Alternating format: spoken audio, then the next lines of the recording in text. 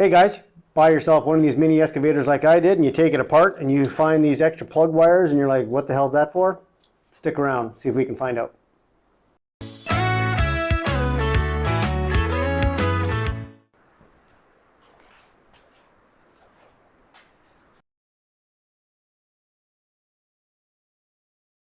Hey guys, welcome back.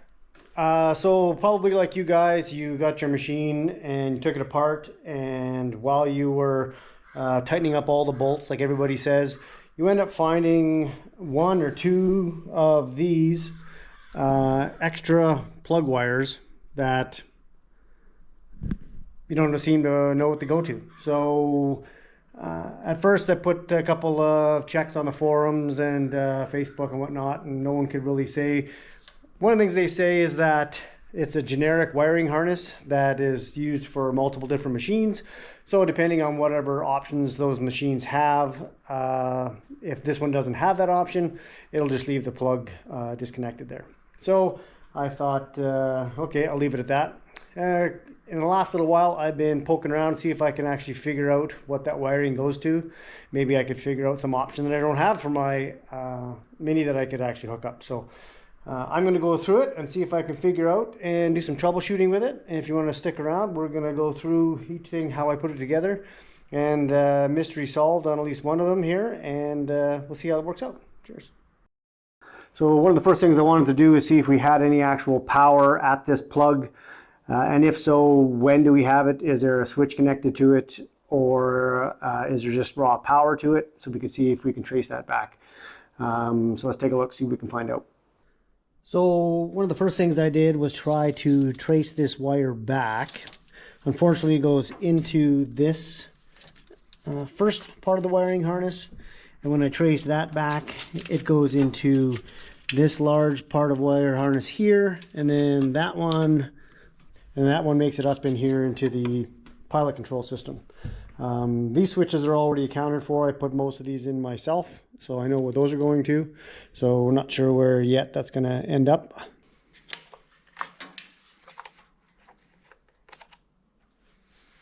So first thing I did is check for some voltage here to see if I have anything.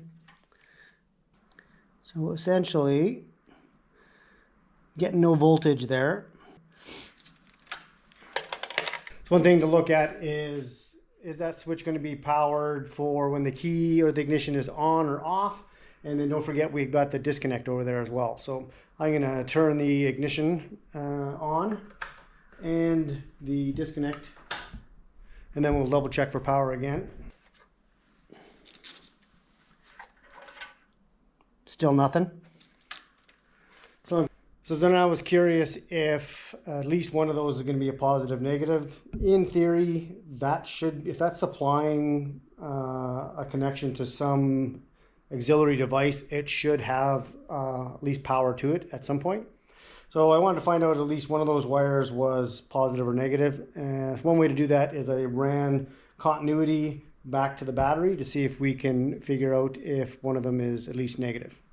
Okay, so when I check for continuity, so generally speaking, what happens is your negative side of your battery would be grounded to the entire frame. So normally, like on a normal vehicle or this type of vehicle, all the steel frame inside the vehicle is going to be brought back to negative.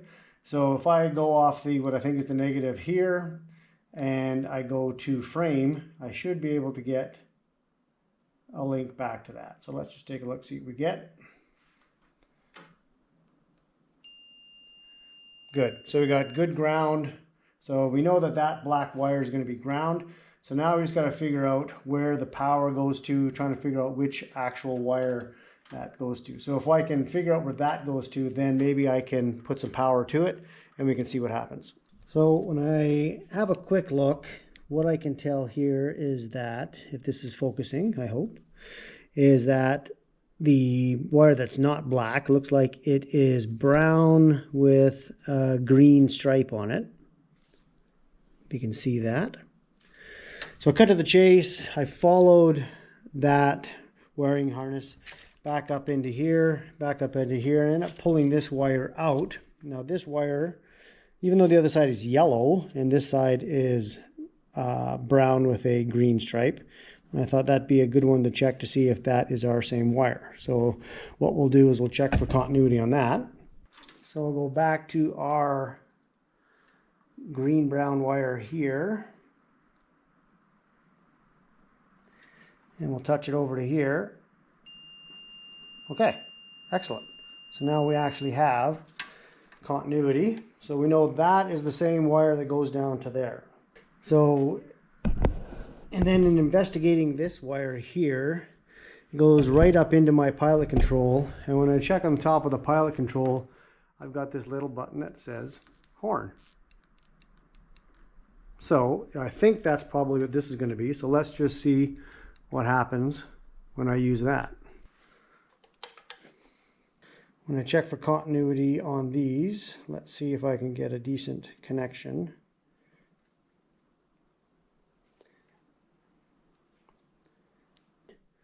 Pushing the button here. So that's definitely the button that controls this. These two wires are connected to there. I don't know if it has any power, so let's just see what we've got going on here for that. Okay, so that's progress. So now we've figured out that the button on top of my joystick here is tied into at least that brown wire that goes down to this mystery lead down here. So I'm going to make an assumption, big leap obviously, that that's probably a horn button. Now the question is do we have power anywhere that we can get to that, or is there already power in it somehow? So let's see if we can figure that out. Okay, let's see if we can get some power to it. I'm going to try with the disconnect off and on, and I'm also going to try with the ignition off and on to be able to at least know if we do get power there, what's going to actually supply it. So I just put a couple of pins inside there because it's too hard to hold on to the controller while I'm walking around. So I'm going to put some test leads on there. It'll make it a bit easier for myself.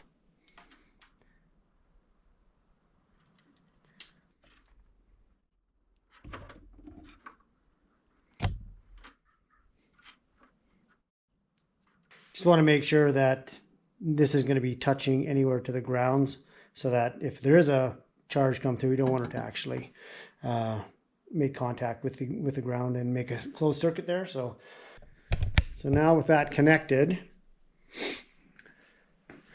so I push the button, nothing. Turn on the disconnect,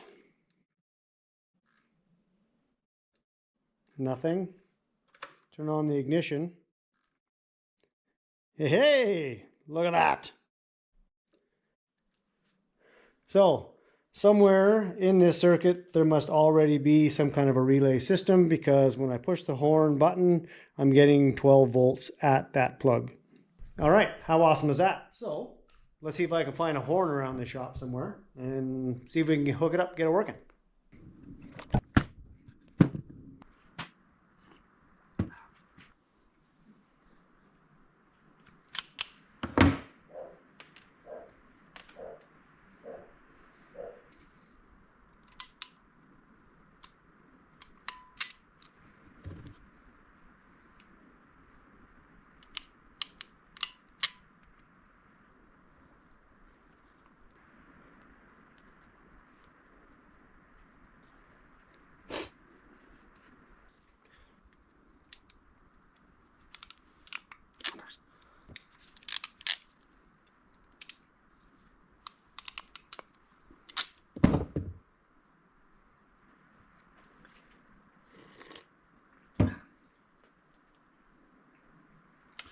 All right, let's, before we hook up the relay, let's see if the horn's going to work without it.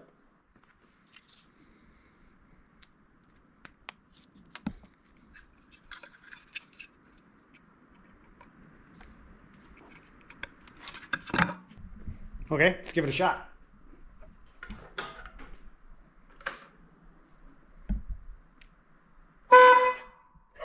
How cool is that?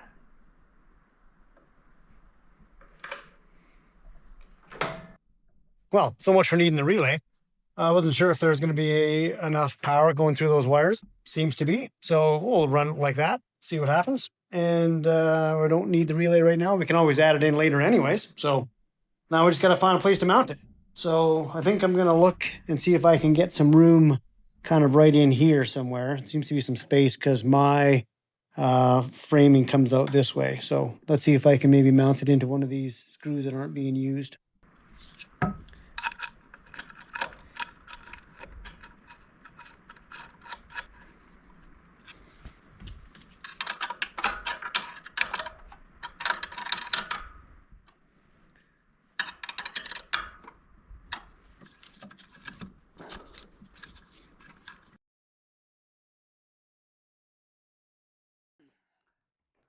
Well, guys, there you go. One wiring mystery solved. Hopefully that helps some of you out there. If you got any questions or comments, throw them down below and I'll try and get to them. Otherwise, like, subscribe, do all those other things, and I will see you in the next one. Cheers.